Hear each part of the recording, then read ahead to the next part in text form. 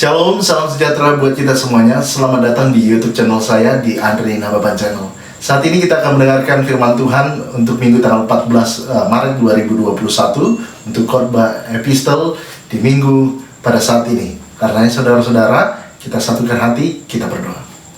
Damai sejahtera Allah yang melampaui segala akal, itulah memelihara hati dan pikiran kita di dalam Kristus Yesus Tuhan. Saudara-saudara terkasih dalam nama Tuhan kita Yesus Kristus, firman Tuhan buat kita pada saat ini tertulis dalam Bilangan pasal 21 ayat 4 sampai dengan ayat yang 9. Demikian pembacaan firman Tuhan. Ular tembaga. Setelah mereka berangkat dari Gunung Hor, berjalan ke arah Laut Teberau untuk mengelilingi tanah Edom, maka bangsa itu tidak dapat lagi menahan hati di tengah jalan. Lalu mereka berkata-kata melawan Allah dan Musa, "Mengapa kamu memimpin kami keluar dari Mesir supaya kami mati di padang gurun ini? Sebab di sini tidak ada roti dan tidak ada air, dan akan makanan hambar ini kami telah muak." Lalu Tuhan menyuruh ular-ular tedung ke antara bangsa itu yang memangut mereka, sehingga banyak dari orang Israel yang mati. Kemudian datanglah bangsa itu mendapatkan Musa dan berkata, "Kami telah berdosa, sebab kami berkata-kata melawan Tuhan dan engkau. Berdoalah kepada Tuhan supaya dijauhkannya ular-ular ini daripada kami." Lalu Musa berdoa untuk bangsa itu. Maka berfirmanlah Tuhan kepada Musa, "Buatlah ular tedung dan taruhlah itu pada sebuah tiang. Maka setiap orang yang terpanggut, jika ia melihatnya, akan tetap hidup." Lalu Musa membuat ular tembaga dan menaruhnya pada sebuah tiang. Maka jika seorang dipanggut ular dan ia memandang kepada ular tembaga itu, tetaplah ia hidup. Demikian pembacaan firman Tuhan.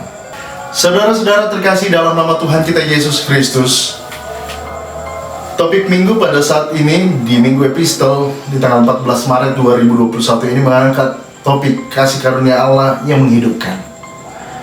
Diangkat dari kitab Bilangan 21 ayat 4 sampai 9. Kita mengetahui bahwa kitab Bilangan ini merupakan kitab keempat dari Pentateuch, dari Perjanjian Lama.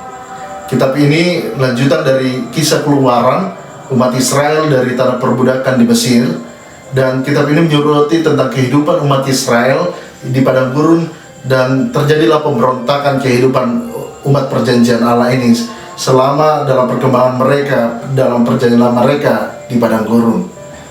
Dan kitab Bilangan ini yang mencatat berbagai peristiwa penting umat Israel untuk menjadi sebuah komunitas yang merupakan milik Allah, yang dipersiapkan oleh Allah untuk menggenapi kewajiban-kewajiban perjanjian Allah dan umatnya.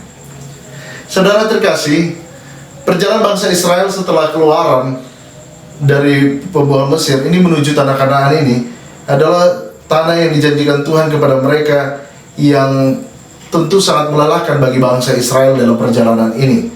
Mereka harus menelusuri, berjalan di padang gurun yang begitu luas, yang sangat sulit untuk mencari makan dan minum atau mendapatkan air. Perjalanan mereka berlika-liku dan berbolak-balik dari selatan ke utara, kembali lagi ke selatan, lalu ke sebelah timur lagi. Kita lihat bagaimana pergumulan bangsa Israel berjalan sehingga terjadi bersungut-sungut dalam kehidupan umat Israel ini. Bangsa Israel bersungut-sungut dalam perjalanan menuju tanah Kanaan.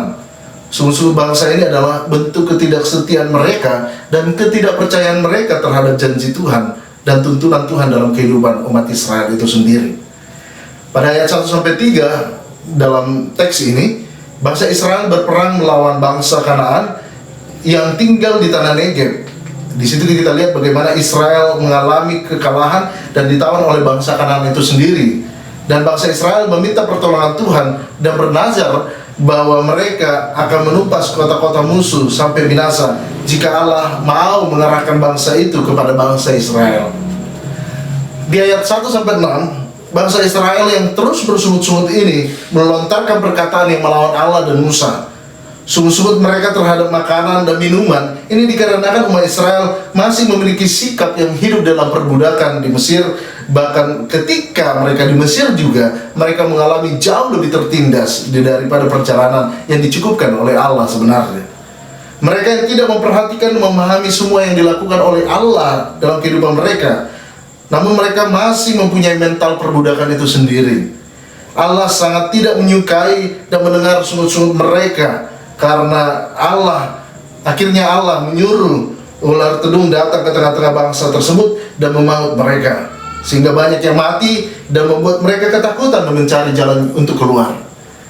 Bangsa Israel yang hidup mendatangi Musa dan mengakui dosa-dosa mereka sendiri akan perbuatan mereka di hadapan Allah. Bangsa itu pun meminta Musa untuk berdoa kepada Allah supaya dijauhkan ular-ular yang berada di tengah-tengah bangsa itu.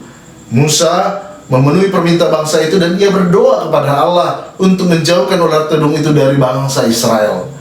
Allah mendengarkan doa Musa dan kemudian menyuruhnya untuk membuat tiruan ular tedung dari tembaga ini serta menaruhnya di sebuah tiang. Melalui ular tembaga inilah yang diletakkan pada sebuah tiang, maka seorang yang dipanggut ular akan tetap hidup jika memandang pada ular tembaga itu. Saudara terkasih, Allah tidak menginginkan manusia memiliki sikap hidup yang bersungut-sungut ketika mengalami suatu permasalahan kehidupan yang dialaminya. Seperti halnya Israel mendapatkan hukuman atas sungut-sungut kepada Allah, kita akan semakin tidak mampu untuk menghadapi permasalahan yang dihadapi. Bahkan kita akan menambah permasalahan yang kita hadapi, dan permasalahan itu semakin kompleks jika kita selalu bersungut-sungut. Kita tidak perlu lagi menurut sifat orang Israel yang selalu melawan dan bersungut-sungut kepada Tuhan, karena perlawanan kepada Tuhan bukan jalan untuk memuluskan atau meluruskan atau menyelesaikan perjalanan kehidupan kita. Perlawanan kepada Tuhan justru akan menyulitkan perjalanan kehidupan kita, yang menimbulkan perjalanan kehidupan kita ini akan banyak masalah, bahkan akan dikena hukuman oleh Allah itu sendiri. Kalau Tuhan mendatangkan ular tedung kepada orang Israel sebagai hukuman kepada mereka, maka bagi orang-orang Kristen yang melawan Tuhan, bisa saja Tuhan biarkan iblis itu datang untuk memangut dan akhirnya membawa dia pada kematian dalam roh itu sendiri. Hezkiel 33 ayat 11 mengatakan, "Aku tidak berkenan kepada kematian orang fasik itu dan kelakuannya supaya hidup." Tuhan menginginkan kita supaya hidup dan menginginkan pertobatan kita dalam kehidupan yang bersungut-sungut kita tadi. Kalau kita selama ini melawan Tuhan dengan bersungut-sungut kepada Dia, kembalilah datang kepada Tuhan untuk memohon ampun agar dosa kita diampuni. Musa melakukan apa yang difirmankan Tuhan kepadanya. Dia membuat ular tedung tiruan tembaga lalu ditaruhnya pada satu tiang, maka tiap orang yang dipanggut ular tedung dan ia akan memandang kepada ular tedung yang dibuat Musa, maka dia tidak akan mati dan semuanya akan hidup. Itu adalah bentuk pada kasih Tuhan kepada orang Israel, dan ular tedung yang dibuat Musa merupakan gambaran akan penyaliban Tuhan Yesus yang digantung di kayu salib. Barang siapa yang dipanggut oleh ular naga atau iblis itu tidak akan pernah mati kalau dia mau memandang dan percaya akan pengorbanan Tuhan Yesus di kayu salib. Saudara terkasih dalam nama Tuhan Yesus Kristus, topik minggu kita mengajak kita untuk tetap bersukacita dan tidak bersungut-sungut kepada Tuhan. Karenanya bersukacitalah dalam Tuhan. Sekali lagi katakan, bersukacitalah. Kita berdoa. Bapa dalam sorga, terima kasih untuk firman-Mu pada saat ini, mengajarkan kami untuk tidak bersungut-sungut dalam kehidupan kami. Karenanya Tuhan, biarlah Roh-Mu tetap hidup menyala-nyala dalam kehidupan kami, agar Engkau berkenan akan hidup kami. Kuduskan dan sucikanlah kami Tuhan, agar Engkau berkenan dalam setiap perbuatan dalam hidup kami. Terpujilah Engkau Yesus Kristus, Tuhan dan Juru Selamat kami. Amin.